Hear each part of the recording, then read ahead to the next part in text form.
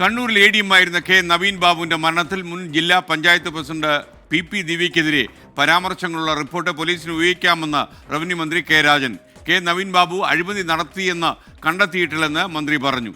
Land revenue joint commissioner A ഗീതയുടെ report police അന്വേഷണത്തിന്റെ ഭാഗമാക്കണമെന്ന് പ്രതിപക്ഷ നേതാവ് VD സതീശനും ആവശ്യപ്പെട്ടു.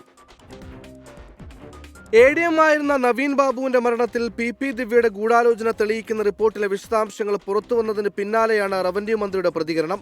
പെട്രോൾ പമ്പിനായി കൈക്കൂലി നൽകിയെന്ന ആരോപണത്തിൽ റവന്യൂ വകുപ്പുമായി ബന്ധപ്പെട്ട രേഖകളാണ് പ്രധാനമായും പരിശോധിച്ചത്. നടപടിക്രമങ്ങളിൽ ADM നവീൻ ബാബു കാലതാമസം വരുത്തിയിട്ടില്ല. അഴിമതി നടത്തിയതിന് തെളിവില്ലെന്നും കണ്ടെത്തിയ ലാൻഡ് റവന്യൂ ജോയിന്റ് കമ്മീഷണറുടെ റിപ്പോർട്ട് സർക്കാർ അംഗീകരിച്ചു.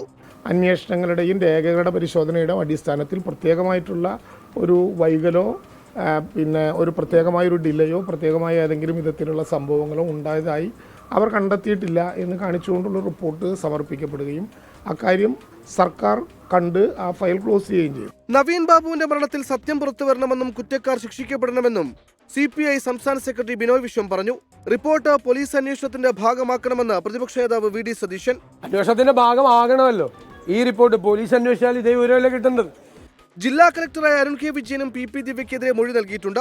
ADM നവീൻ ബാബുവിന്റെ യാത്രയപ്പ് ചടങ്ങിൽ ആരോപണം ഉന്നയിക്കരുതെന്ന് PP ദിവ്യയോട് ജില്ലാ കളക്ടർ പറഞ്ഞിരുന്നതായാണ് റിപ്പോർട്ടിലെ മൊഴി. പുറത്തുവന്നത് സത്യസന്ധമായ റിപ്പോർട്ടെന്നും ഗൂഢാലോചന വ്യക്തമായെന്നുമാണ് കെ നവീൻ ബാബുവിന്റെ കുടുംബത്തിന്റെ പ്രതികരണം. 24 കണ്ണൂർ.